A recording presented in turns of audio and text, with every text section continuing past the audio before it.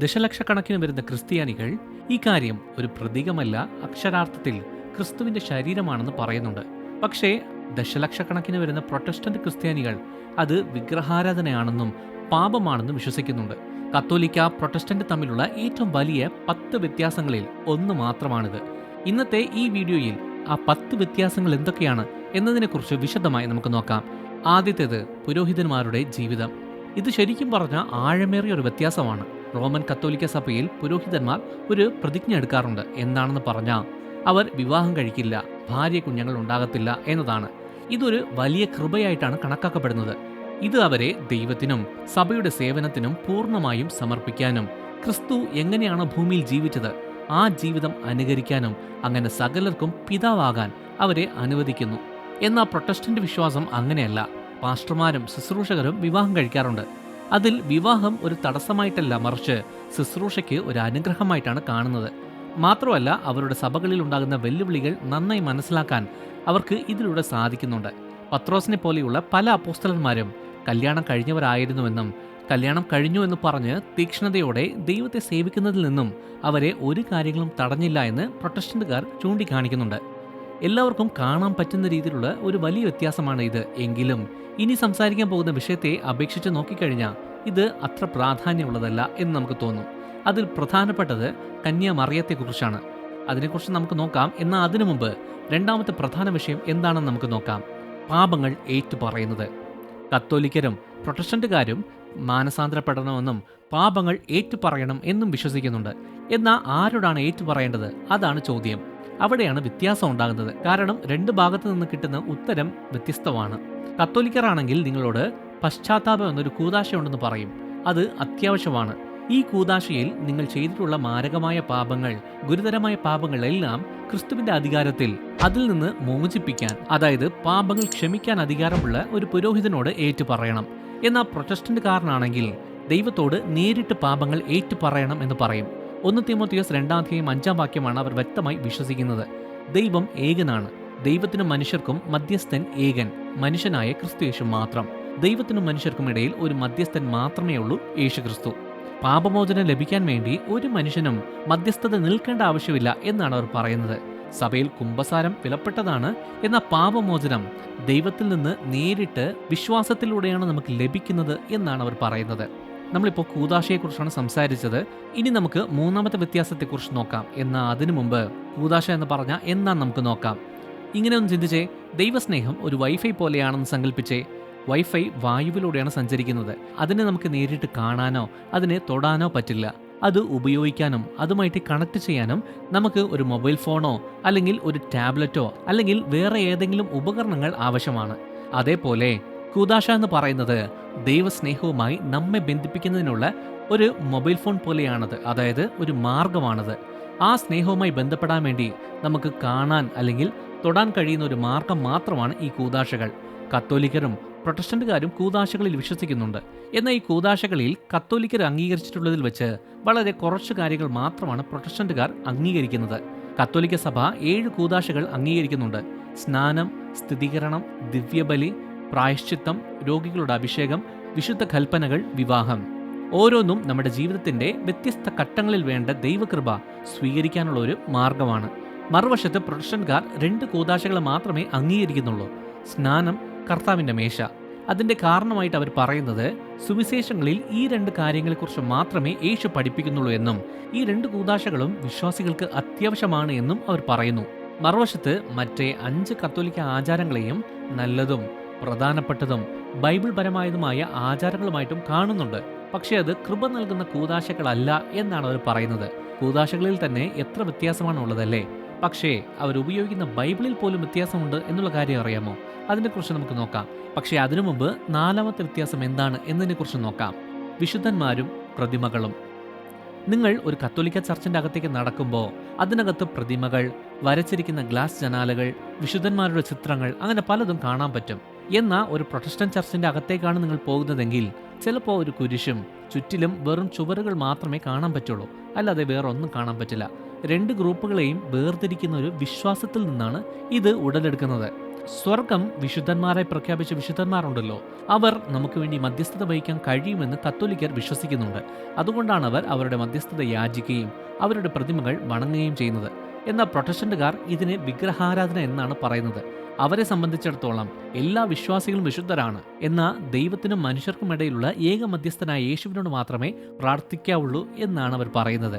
പ്രതിമകളെ വണങ്ങുന്നത് ഒരുപക്ഷെ ആരാധനയായി മാറാനുള്ള സാധ്യത ഉണ്ട് എന്നവർ പറയുന്നു. അതുകൊണ്ടാണ് പ്രതിമ ഒഴിവാക്കാൻ അവർ ഇഷ്ടപ്പെടുന്നത്.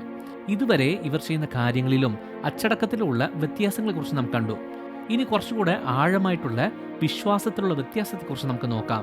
ചരിത്രത്തിലെ തന്നെ ഏറ്റവും പ്രധാനപ്പെട്ട സ്ത്രീ വ്യക്തിയായ മറിയയിൽ നിന്ന് തന്നെ നമുക്ക് തുടങ്ങാം. എന്നാൽ അതിനു മുമ്പ് ഒരു കാര്യം പറയട്ടെ.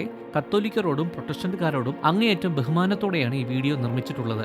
ഈ പറയുന്ന കാര്യങ്ങളിൽ ചിലപ്പോൾ ചില തെറ്റുകൾ വരാൻ സാധ്യതയുണ്ട്. അത് മനഃപൂർവ്വമല്ല എന്നുള്ളത് ദയവായി ഓർക്കുക.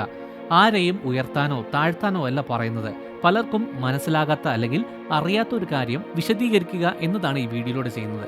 ഇനി നമുക്ക് മറിയത്തെക്കുറിച്ച് നോക്കാം. ഈ രണ്ട് ഗ്രൂപ്പുകളും മറിയ ഒരു ഭാഗ്യവതിയാണെന്ന് പറയുന്നുണ്ട്. മാത്രമല്ല ദൈവത്തിന്റെ പുത്രനായ യേശുവിന്റെ അമ്മയായതുകൊണ്ട് രണ്ട് ഗ്രൂപ്പും അദ്ദേഹത്തെ ബഹുമാനിക്കുന്നുമുണ്ട്. ഇതിൽ മാത്രമേ സാമ്യതയുള്ളൂ.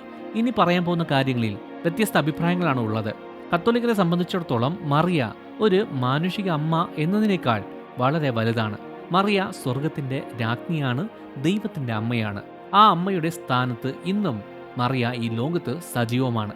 കത്തോലിക്ക ദൈവശാസ്ത്രത്തിൽ 4 മറിയൻ സിദ്ധാന്തങ്ങളുണ്ട്. മറിയയെക്കുറിച്ച് ദൈവം വെളിപ്പെടുത്തിയ സത്യങ്ങളായി കണക്കാക്കപ്പെടുന്ന 4 വിശ്വാസങ്ങളാണത്. ആദ്യത്തേത് ദിവ്യ മാതൃത്വമാണ്. രണ്ടാമത്തേത് നിത്യകന്യകാത്വം, അതായത് മറിയയ്ക്ക് പിന്നീട് കുഞ്ഞുങ്ങൾ ഉണ്ടായില്ല, പുരുഷനെ അറിഞ്ഞതുമില്ല എന്നതാണ്. അടുത്തത് കുറച്ചുകൂടെ ആഴമായിട്ടുള്ള ഒരു സിദ്ധാന്തമാണ്. മൂന്നാമത്തെ സിദ്ധാന്തം വിശുദ്ധ ഗർഭധാരണയാണ്. മറിയ ഗർഭം ധരിച്ച ആ നിമിഷം മുതൽ തന്നെ എല്ലാ കളങ്കങ്ങളിൽ നിന്നും മാറി വിശുദ്ധയായി സംരക്ഷിക്കപ്പെട്ടിരുന്നു എന്ന വിശ്വാസം. ഇത് എന്തുകൊണ്ട് നിർണായകമാണ് എന്ന് ചോദിച്ചാൽ, കളങ്കമില്ലാത്ത കുഞ്ഞാടായ ക്രിസ്തുവിന് പൂർണ്ണവും പാപരഹിതവുമായ മനുഷ്യ സ്വഭാവം ലഭിക്കണമെങ്കിൽ ഒരു ശുദ്ധമായ ഗർഭപാത്രത്തിൽ നിന്ന് ജനിക്കേണ്ടത് അത്യാവശ്യമാണ്. ഈ വീക്ഷണം അനുസരിച്ച് മറിയ തന്റെ അമ്മയുടെ ഗർഭപാത്രത്തിനുള്ളിൽ വെച്ച് തന്നെ ഈ വിശുദ്ധ ദൗത്യത്തിനു വേണ്ടി ദൈവം ഒരുക്കി. നാലാമത്തെ സിദ്ധാന്തം പലരും സംവാദിക്കുന്ന ഒരു വിഷയമാണ്. അതാണ് മറിയയുടെ സ്വർഗാരോഹണം. ജീവിതത്തിന്റെ അവസാനമായപ്പോൾ മരണം അനുഭവിക്കാതെയോ അല്ലെങ്കിൽ ശരീരം ദ്രവിക്കുകയോ ചെയ്യുന്നതിന് മുമ്പ് തന്നെ മറിയ സ്വർഗീയ മഹത്വത്തിലേക്ക് കയറിപ്പോയി എന്ന് വിശ്വസിക്കുന്നുണ്ട്. ഇതുകൊണ്ടാണ് കത്തോലിക്കർ മറിയയെ ആരാധിക്കുന്നതും പ്രാർത്ഥിക്കുന്നതും എല്ലാ കൃപകളുടെയും മധ്യസ്ഥയായി അദ്ദേഹത്തെ കാണുന്നതും അവർക്ക് വേണ്ടി മധ്യസ്ഥത വഹിക്കാൻ അദ്ദേഹത്തോട് പ്രാർത്ഥിക്കുന്നതും അല്ലെങ്കിൽ ആവശ്യപ്പെടുന്നതും. മറുവശത്ത് പ്രൊട്ടസ്റ്റന്റുകാർ ഈ സിദ്ധാന്തങ്ങളെ വളരെ ശ്രദ്ധയോടും ആശങ്കയോടും ഭയത്തോടും കൂടെയാണ് വീക്ഷിക്കുന്നത്. കാരണം അതിന്റെ അടിസ്ഥാന തത്വം ക്രിസ്തു മാത്രമാണ് പാപമില്ലാത്തവൻ, ക്രിസ്തു മാത്രമാണ് ഏക മധ്യസ്ഥൻ എന്നതാണ്. ഈ വീക്ഷണകോണിൽ നിന്ന് നോക്കിയാൽ ഈ പാപമില്ലാത്ത ഗർഭധാരണ കാരണം മറിയയെ വേറൊരു തലത്തിലാണ് കാണിക്കുന്നത്. ബൈബിളിൽ കാണാത്ത ഒരു തലമാണിത്. എന്നാൽ പ്രൊട്ടസ്റ്റന്റുകാർ പറയുന്നത് ദൈവം നമ്മെപ്പോലെ തന്നെയുള്ള ഒരു സാധാരണമായ പാപിയായ ഒരു സ്ത്രീയെ നമ്മെപ്പോലെ തന്നെ കൃപയാൽ തെരഞ്ഞെടുത്ത് തന്റെ അസാധാരണമായ പദ്ധതിക്കായി ഉപയോഗിച്ചു എന്നാണ്. അതേപോലെ തന്നെ മറിയ സ്വർഗത്തിലേക്ക് എടുക്കപ്പെട്ടു എന്ന് പറയുന്നത് ബൈബിളിൽ അടിസ്ഥാനമല്ലാത്തത് കൊണ്ട് അതൊരു പാരമ്പര്യമായി കണക്കാക്കപ്പെടുന്നു. ഇനി അടുത്ത വ്യത്യാസത്തെക്കുറിച്ച് നമുക്ക് നോക്കാം. ബൈബിൾ പുസ്തകങ്ങൾ. കത്തോലിക്ക ബൈബിൾ പ്രൊട്ടസ്റ്റന്റ് ബൈബിളിനേക്കാൾ കട്ടിയുള്ളതാണ്. അതിന്റെ കാരണം എന്താണെന്ന് പറഞ്ഞാൽ അവർ വലിയ പ്രിന്റ് അല്ലെങ്കിൽ കുറച്ച് കട്ടിയുള്ള പേപ്പർ ഉപയോഗിക്കുന്നു എന്നുള്ളത് കൊണ്ടല്ല, മറിച്ച് അതിൽ കൂടുതൽ പുസ്തകങ്ങൾ ഉള്ളതുകൊണ്ടാണ്. കത്തോലിക്ക ബൈബിളിൽ 73 പുസ്തകങ്ങളാണുള്ളത്. സത്യം പറഞ്ഞാൽ കത്തോലിക്ക ബൈബിളിന്റെ പഴയ നിയമം യേശുവിന്റെ കാലത്ത് സാധാരണയായി ഉപയോഗിച്ചിരുന്ന എബ്രായ ബൈബിളിന്റെ ഗ്രീക്ക് തർജ്ജമയായ സെപ്റ്റുവജന്റിനെ അടിസ്ഥാനമാക്കിയുള്ളതാണ്. ഈ പതിപ്പിൽ പ്രൊട്ടസ്റ്റന്റ് ബൈബിളിനേക്കാൾ 7 പുസ്തകങ്ങൾ കൂടി അതിനകത്ത് ഉൾപ്പെടുന്നുണ്ട്. ഏതൊക്കെ പുസ്തകങ്ങളാണ് എന്ന് പറഞ്ഞാൽ തോബിത്ത്, യൂദിത്ത്, ജ്ഞാനം, പ്രഭാഷകൻ, ബാറുക്ക്, 1-2 മക്കബായർ എന്നിവയാണ്. കത്തോലിക്ക സഭ ആ പുസ്തകങ്ങളെ രണ്ടാമത്തെ കാനോൻ എന്ന അർത്ഥം വരുന്ന ഡ്യൂട്രോ കാനോനിക്കൽ പുസ്തകങ്ങൾ എന്നാണ് പറയുന്നത്. അവ ദൈവത്തിന്റെ നിശ്വസ്ത വചനമായി കണക്കാക്കപ്പെടുന്നുണ്ട്. 16-ാം നൂറ്റാണ്ടിലുണ്ടായ പ്രൊട്ടസ്റ്റന്റ് നവീകരണ സമയത്ത് അവർ ഈ ബൈബിളിന്റെ യഥാർത്ഥ ഉത്ഭവത്തെക്കുറിച്ച് അറിയാൻ ശ്രമിച്ചു.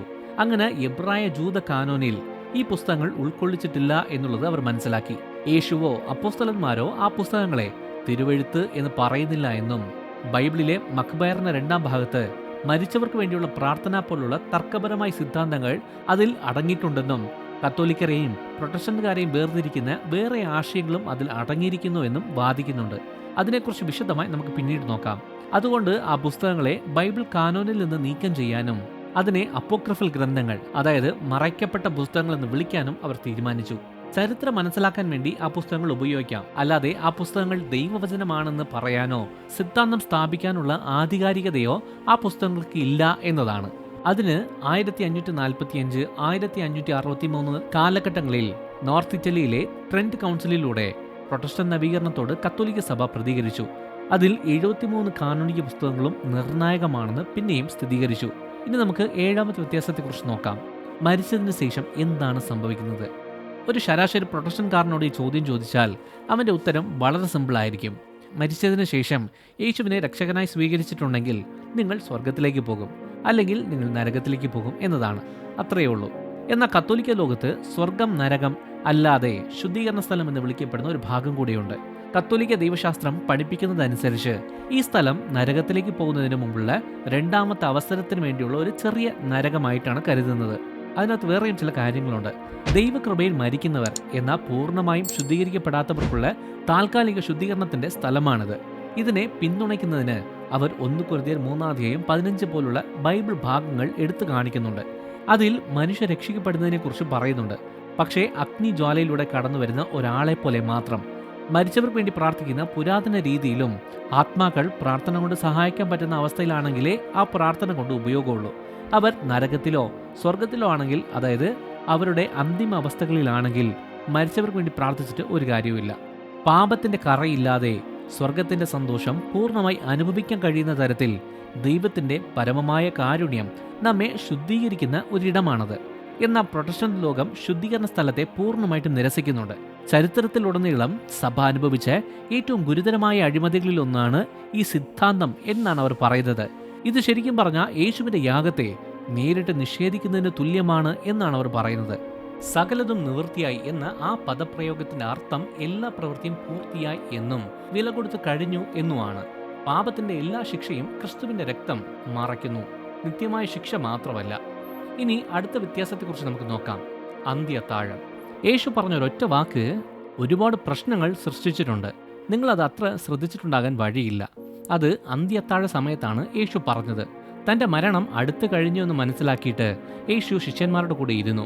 അന്ന് രാത്രി അപ്പം എടുത്ത് അനുഗ്രഹിച്ച് നുറുക്കി ശിഷ്യന്മാർക്ക് കഴിക്കാനായിട്ട് കൊടുത്തു. അവിടെ യേശു പറയുന്നൊരു വാക്ക് ഇതാണ്: ഇതെൻ്റെ ശരീരം എന്ന്. ആ നിമിഷം സങ്കല്പിക്കുമ്പോൾ തന്നെ നമുക്കൊരു കുളിർ തോന്നും, അല്ലേ? ചരിത്രത്തിലുടനീളം എല്ലാ ക്രിസ്ത്യാനികളും ഇത് പവിത്രവും നിർണായകവുമായ ഒരു നിമിഷമാണെന്ന് സമ്മതിച്ചിട്ടുണ്ട്. പക്ഷേ അപ്പത്തിലും വീഞ്ഞിലുമാണ് വ്യത്യാസങ്ങൾ ഉണ്ടാകുന്നത്. കാരണം കത്തോലിക്ക ലോകത്ത് കുർബാനയ്ക്കിടെ അപ്പം മുറിക്കുന്ന സമയത്ത് രൂപാന്തരീകരണം എന്നൊരു പ്രതിഭാസം സംഭവിക്കുന്നുണ്ട്. അപ്പവും വീഞ്ഞും സമർപ്പിക്കുന്ന സമയത്ത് അതിൻ്റെ രൂപമണമെല്ലാം അതുപോലെ തന്നെയാണ് ഉണ്ടാകുന്നത്. പക്ഷേ ആ പദാർത്ഥം രൂപാന്തരപ്പെടുന്നുണ്ട്. സമർപ്പിച്ചതിന് ശേഷം അത് പുളിച്ച മാവും വെള്ളവുമല്ല, അക്ഷരാർത്ഥത്തിൽ ക്രിസ്തുവിന്റെ ശരീരമായി മാറിക്കഴിഞ്ഞു. അതൊരു പ്രതീകമല്ല, അത് അക്ഷരാർത്ഥത്തിൽ ക്രിസ്തുവിന്റെ ശരീരമാണ്. അപ്പം ഇനി അപ്പമല്ല, അത് ക്രിസ്തുവാണ്. എന്നാൽ പ്രൊട്ടസ്റ്റന്റ് ലോകത്ത് ഈ സിദ്ധാന്തത്തെ പൂർണ്ണമായും എതിർക്കുന്നുണ്ട്. ഇത് ബൈബിൾ അധിഷ്ഠിതമായിട്ടുള്ള കാര്യമല്ല, മധ്യകാലത്തുണ്ടായ ഒരു സിദ്ധാന്തമാണെന്ന് കണക്കാക്കപ്പെടുന്നുണ്ട്. പ്രൊട്ടസ്റ്റന്റ് പറയുന്ന കാര്യം ഇതാണ്: സത്യത്തിൽ ഒരു വലിയ ഏകീകൃത പ്രൊട്ടസ്റ്റന്റ് പ്രസ്ഥാനം എന്ന് പറയുന്ന ഒരു സംഭവം ഇല്ല. ഈ പ്രൊട്ടസ്റ്റന്റ് സഭകളുടെ പ്രപഞ്ചത്തിനുള്ളിൽ ഒരു കാര്യത്തിൽ വിശ്വസിക്കുന്ന ആളുകളുണ്ട്, മറ്റൊരു കാര്യത്തിൽ വിശ്വസിക്കുന്ന വേറെ ആളുകളുണ്ട്. ഉദാഹരണത്തിന്, ലൂതറിനിൽ വിശ്വസിക്കുന്ന ഒരു കാര്യമെന്ന് പറഞ്ഞാൽ യേശു ക്രിസ്തു യഥാർത്ഥത്തിൽ ശാരീരികമായി അപ്പത്തിൻ്റെയും മീനിൻ്റെയും രൂപങ്ങളിൽ സന്നിഹിതനാണ്. അപ്പം അപ്പം തന്നെയാണ്, പക്ഷേ ക്രിസ്തു ഒരു നിഗൂഢമായ രീതിയിൽ അവിടെ ഉണ്ട് എന്നതാണ്. മറുവശത്ത് കാൽവിനിസ്റ്റുകൾ ആത്മീയ സാന്നിധ്യത്തിൽ വിശ്വസിക്കുന്നുണ്ട്. അതായത് വിശുദ്ധ കുർബാനയിൽ പങ്കെടുക്കുന്ന സമയത്ത് ദൈവത്തിൻ്റെ സാന്നിധ്യം നാം അനുഭവിക്കുന്നു, പക്ഷേ അത് ഭൗതികമല്ല. അത് അപ്പത്തിൻ്റെ സത്തയെ മാറ്റുന്നില്ല. മറുവശത്ത് പല ബാപ്റ്റിസ്റ്റുകാരും പെന്തക്കോസ്തുകാരും വിശ്വസിക്കുന്നത് ഇത് പൂർണ്ണമായും പ്രതീകാത്മകമാണെന്നും ക്രിസ്തു ചെയ്ത കാര്യങ്ങൾ ഓർമ്മിപ്പിക്കാൻ വേണ്ടിയുള്ളതാണ് എന്നുമാണ്. നിങ്ങളിപ്പോൾ കേട്ടതുപോലെ തന്നെ ഭയങ്കര വ്യത്യാസങ്ങളുള്ള ഒരു സംഭവമാണിത്. ശരി, കത്തോലിക്കരെയും പ്രൊട്ടസ്റ്റന്റുകാരെയും വേർതിരിക്കുന്ന ഇത്രയും കാര്യങ്ങളുണ്ടെന്ന് മനസ്സിലായല്ലോ. ഇപ്പോൾ അടുത്ത ചോദ്യം, നമ്മെ ഒന്നിപ്പിക്കുന്ന അല്ലെങ്കിൽ നമുക്കുള്ള പൊതുവായ കാര്യങ്ങൾ എന്താണ് എന്ന് ചോദിച്ചാൽ, സത്യം പറഞ്ഞാൽ നമുക്ക് പൊതുവായിട്ട് ഒരുപാട് കാര്യങ്ങളുണ്ട്. 2 ഗ്രൂപ്പുകളും ഒരേ ദൈവത്തിന് മുന്നിൽ, അതായത് പിതാവ്, പുത്രൻ, പരിശുദ്ധാത്മാവ് എന്നിവരുടെ മുമ്പിൽ മുട്ടുകുത്തുന്നുണ്ട്. യേശു ദൈവത്തിന്റെ പുത്രനാണെന്നും നമ്മുടെ പാപങ്ങൾക്ക് വേണ്ടി അദ്ദേഹം ക്രൂശിൽ മരിച്ചുവെന്നും 3-ാം ദിവസം ഉയർത്തെഴുന്നേറ്റുവെന്നും 2 ഗ്രൂപ്പും സമ്മതിക്കുന്നുണ്ട്. രക്ഷ ദൈവത്തിന്റെ കൃപയുടെ ദാനമാണെന്നും വിശ്വാസത്താൽ അതിനെ സ്വീകരിക്കാൻ പറ്റും എന്നും വിശ്വസിക്കുന്നുണ്ട്. 2 വിശ്വാസത്തിന്റെ അടിസ്ഥാനം ഒന്ന് തന്നെയാണ്. ഇപ്പോൾ ഈ രണ്ട് ഗ്രൂപ്പും തമ്മിലുള്ള വ്യത്യാസം എന്താണ് എന്നുള്ളത് ഏകദേശം മനസ്സിലായി കാണുമല്ലോ. ഇതിനെക്കുറിച്ച് നിങ്ങളുടെ അഭിപ്രായം എന്താണ്? താഴെ കമന്റ് ബോക്സിൽ അറിയിക്കുക. ഈ വീഡിയോ ഇഷ്ടമായ ലൈക്ക് ചെയ്യുക, ഈ ചാനൽ സബ്സ്ക്രൈബ് ചെയ്യുക. നിങ്ങൾ ദൈവത്താൽ അനുഗ്രഹിക്കപ്പെട്ടവർ.